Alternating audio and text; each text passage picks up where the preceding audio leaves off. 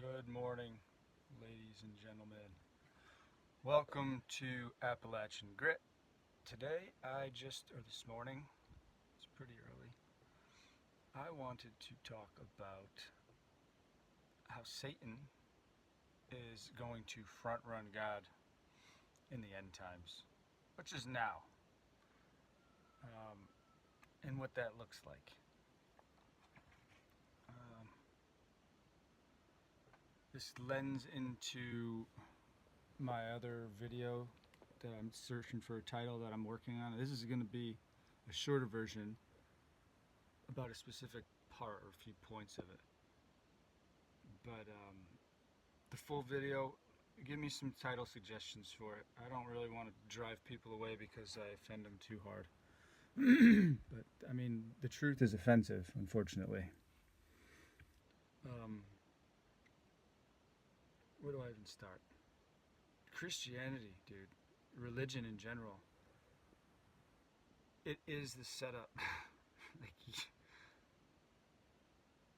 this goose is cooked, man. Like, religion, the institutionalized religion, is Satan's answer to the true faith in the time of Christ.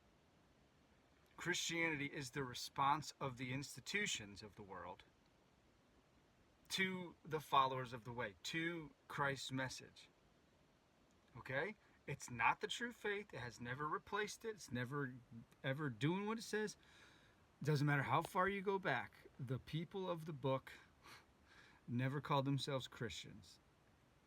Okay? Ever. That word is only used twice or three times in the whole of the Bible. And it starts off in Antioch, and it's outsiders calling people Christians, which in the Greek is different than what we mean today when we say Christian. Anyways, Christianity is Satan's response to the true faith. All institutionalized religions, Judaism is the right and the left, the political right and left of faith. It's a setup for the end times. Islam was man-made, created, literally by Catholicism and Judaism. Judaism was created as a response to the true faith, and Christianity was created to usurp and control the opposition, essentially. And then with these false dichotomies, they set up this Hegelian dialectic. They've played you people off against one another, just like white and black, left and right, blue and red. And you guys all fall for it hook, line, and sinker every time. Institutionalized religion is the end game deception, folks. The true faith is very simple. I've said it countless times. I ain't going to go to it again. Watch some other videos, you'll see. But Satan, through his proxies, is going to front run God in the end times, for the end times. And I mean this through religion as a front, in order to be his pieces on the board, to front run the true workings of God. You've got the conspiracy realm that was popped up from Alex Jones from 20 years ago, or whatever. Not to say some of these things aren't true, like weather warfare and whatnot, but there's a lot of, like Project Bluebeam, it's the fake alien invasion, all of those things are true, okay? But they're front running what's coming, because there's going to be crazy signs in the sky and people will just dismiss it saying, oh, I already know what that is. You conspiracy minded folks, right? Not saying you're wrong, but it's going to dull your eyesight so you're not seeing what's in front of your face for what it is, because you're thinking, oh, that's the government doing it, so boom. Not saying that ain't the case, but try to hear what I'm saying to you. Yeah, all of the stuff going on in the sky, right? Oh, that's Project Bluebeam. Oh, that's the fake alien invasion. This and that. Meanwhile, other people will believe it. They'll take the bait even harder because they're on this side or that side. This is why they create the different sides. You have Christianity, Islam, and Judaism, which is Luciferianism, for all of you that don't know. Zionism is the political arm of it that's going to be destroyed, mutually destroyed with Islam. And it's going to leave fake Israel worshiping Christians as God's people. Come on, people. Completely disillusioned. And that's what's written in the letter to Albert Pike to Mazzini, which conspiracy theory. Folks, that's the way it works. If you don't know anything about the occult, holy and profane, they will never tell you the truth. It's always going to be inverted. It's always going to be occulted, meaning hidden. And look, watch the words specifically that they use. They use words like, oh, that's, what do they say? Oh, that's fraudulent, or that's a forgery, they say, forgery. And then you go, if it's a forgery, then where's the real one? If the Protocols of Zion is a forgery, where's the real one then? And then they'll play semantic games, but this is how they do with legalism. If you know anything about like man-made's law, it's an inversion and mockery of God's law. You have divine order, and down here you have as above, so below, but just with disorder. It's Satan's disorder. And it's not meant to create justice. It's meant to worship Lady Justice, also the goddess of death, the mother of monsters, queen of heaven. Anyways, bake some cakes to her, ladies. You know? Anyways, I was getting somewhere with this. Yeah, Satan's front-running God in every regard. And if you are in institutionalized religion, or institutionalize anything, folks. This is a big topic, and I'm trying to get it across to you, and I've already been 6 minutes in. All right, I have had some few notes, but hold on, bear with me. Oh yeah, what's coming? The whole point of this. Let's jump to the end. The whole point of this is to bring back what was lost. To them, not to us, but to them. After Christ, all of these mystery religions, these Babylonian... Sorry about that. I ran out of storage on my old crappy phone. But let's pick this up. I was getting to the end, so this will either be part 2 or I'll try to combine them somehow. We're talking about the mystery religions. Oh, all right. The whole point, the whole goal of the 3 world wars, the whole point of poisoning the people through the food, the water, the air, the pharmaceuticals, and subverting and infiltrating all your lawyers and doctors and this and that, and what the Protocols talks about, all of it. Institutionalized religions, Jesuits, the Illuminati, the bloodlines, mockery of the tribes of Israel, the counter. Anyways, it's Alice Bailey's The Externalization of the Hierarchy, okay? In their year to start this externalization is this year, 2025. You can get into things like the Deagle Report. You can see how ripe and primed the world is for the Third World War. They've got one in the chamber and the safety's off for all the nihilists and the atheists. They're going to unleash them for the final social cataclysm. They say a formidable social cataclysm. This whole process, and where these institutions called religions of men, that I call them, all of them, have their part to play with their poor doctrines, their horrible eschatology, because what Christianity is peddling for the end times through some twisted futurism, or even some, I don't know, pre, post, mid, whatever, all of it is through the lens of long institutionalized, front-run, usurped, and subverted faith, which is meant to... It's the Tea Party, folks. That's what Christianity is. It's the Tea Party of the true faith. It started off organic and wholesome and real, and it became co-opted, and now it's controlled opposition. Anyways, the externalization of the hierarchy, the whole point of it is to bring back the pantheon, all right? I'm talking the Egyptian pantheon. You have, the Egyptian pantheon, the Greek, Roman pantheon. It's all the same thing. All over, everything other than the God of Israel, the true Israel. Anyways, I'm going to go too far in the weeds here. Is worshiping this pantheon. This is the hierarchy that they wish to make externalized, because if it needs to be externalized, which means to be brought out forth, to be revealed, then it is hidden. This is the hidden hand, folks. You ever see the Pope and them do that? They shove it in their thing. It's a head nod. It's a tilt. It's the hidden hand, people. This is the point of everything that they're doing, and they are in every institution. They are your. All right, I'm getting too far off.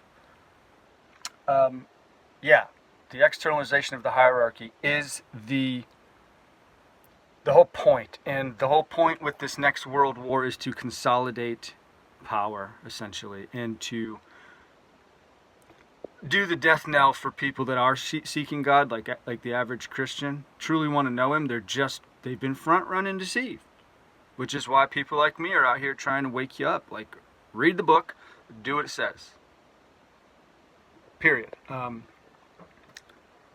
rest of it, just tune it out, man. The words are there for you to read. You don't listen to men. Don't listen to me. Go search these things out for yourself and do what's commanded of you. And then you would actually be part of what you're claiming to be. And anyways, the point of the three world wars in that letter to Mazzini from Albert Pike, which was a master, crazy Freemason and Satanist, is to basically destroy the religious structures they've created, their fake dichotomies or whatever it is, their false house of cards, disillusion people that were actually trying to follow Christ, but then they front-runned it and turned it into a religion of men. So that when they are deceived, which you already are, if you call yourself a Christian and you're part of the institutionalized religious crap, you're already deceived and you're already primed for the picking. I got too much. It's wake up time. Chickens are out, and just a lot going on here every morning. The whole point of it is to externalize this hierarchy, and as in the letter to Mazzini, it's to bring to light I think they call it the universal doctrine of Lucifer. Okay? This is your New Age-ism. This is true Judaism, by the way, which is Kabbalah. And that is going to be brought to light. That is what the nations will worship. That is the same religion from Babel. It's the same religion from before the flood. It's the same promise from the garden. It is that you can become a god without the Almighty. All right? It's Satan's promise to his people. I also wanted to get into a little bit, like what for, right? Why are they going to do this? And why haven't they been able to do this before? I told you before, the restrainer. The reason it's different is because there's an appointed time for these things to happen. Number one. Number two, when the restrainer is removed, which I believe it's Michael, because he's talked about restraining, and he's also the Prince of Israel, the archangel over the people of the covenant, the nation of Israel. That's what Scripture says, at least. I could be wrong, but either way, whenever the restrainer is removed, that final sequence can begin. The seals can be lifted or broken, and shit can really hit the fan. And it's gonna, and we're ready for it because they know the time is now. I can get into like the beasts and the first beast, second beast, and all of that in Revelation. It's another point because I probably have a much more unique approach. I have I agree partially with historicism. I agree partially with futurism. I think they're both right, and they're not so separate, actually, because they are the fulfillment. Anyways, that's not the point of this. But there is going to be an end-time sequence with these power structures, and there's going to be literal, what people call the Antichrist. The man of sin, son of perdition, son of lawlessness. He will rule the nations. He'll have his false prophet also, which will be a man.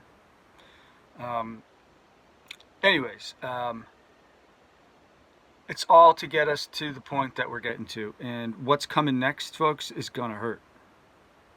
It's going to hurt, and I try and tell this to people, like, the truth does not sit easy.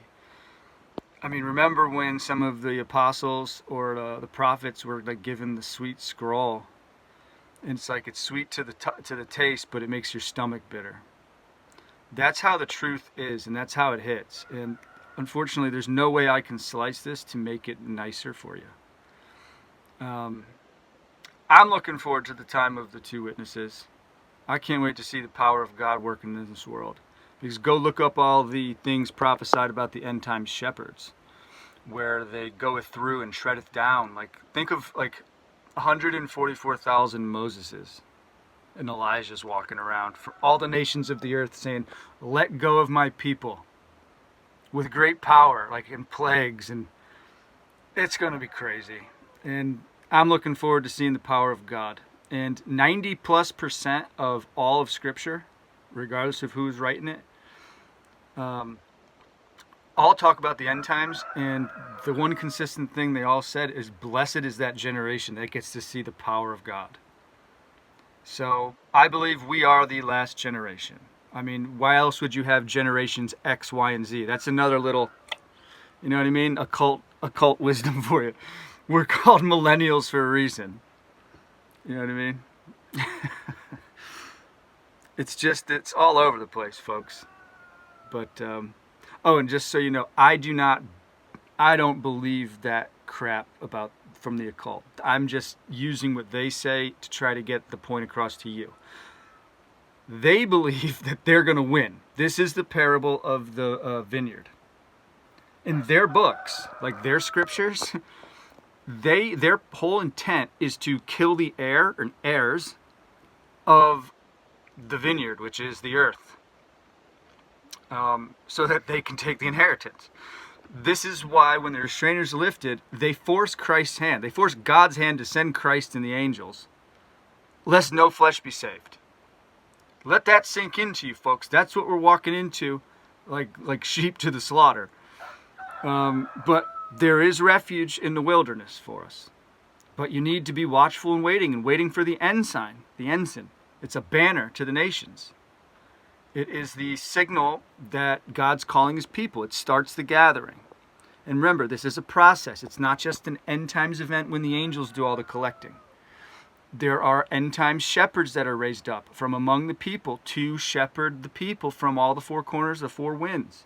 This is the second Exodus. These have to be fulfilled, but it does culminate with the rapture or resurrection event, when the angels do come and gather everybody that's alive and remaining, and the dead resurrect, the righteous dead at least, because the rest of the dead won't live until the 1,000 years is over. Yeah. Anyways, I hope this was helpful. Try and figure out what works here with the channel. I've got limited time. I spend all of my free time. I don't do entertainment. I don't watch television. I don't do that. It's all research, and it's all trying to do some sort of good for the kingdom. Seriously, folks, if you have questions, ask them. I don't mind answering. I will answer any question I can, and if I do not know the answer, I will tell you. I'm okay not knowing things. I'm not a prideful man. I do not care to be right over anybody else. I just care for the truth, and I don't care what it costs me. I just need to know it. I don't care what it is. I just need to know what it is. I have no ulterior motivations like most people. I'm never going to be selling you anything. I'm never going to be monetizing anything. I don't want anything from you except just to see you. I want to see your happy ass in the kingdom. Buy me a beer there for free. You know what I mean? Whatever. Anyways, I love you all. Leave it in the comments. If you're interested in these things or you want further details, I'm working on a video, folks, but I've got old tech, very old tech, hot wired it myself, because long story short, long story longer. Anyways, I'm doing the best I can, and I can't justify allocating the financial resources to buying a nice computer and a new phone when these things work fine for the scripture research I do and the little Word, well, it's not Word document, it's pages that I write my scripts in. Anyways, my narratives, video narratives. Anyways, that's it. Leave it in the comments. God bless, folks. Take care. And take what I said seriously and prepare. Because practicality. Well, I changed the name a little bit. I said Appalachian Grit, functionality in the faith. And that is my intention. So, all right, get to it. See you later.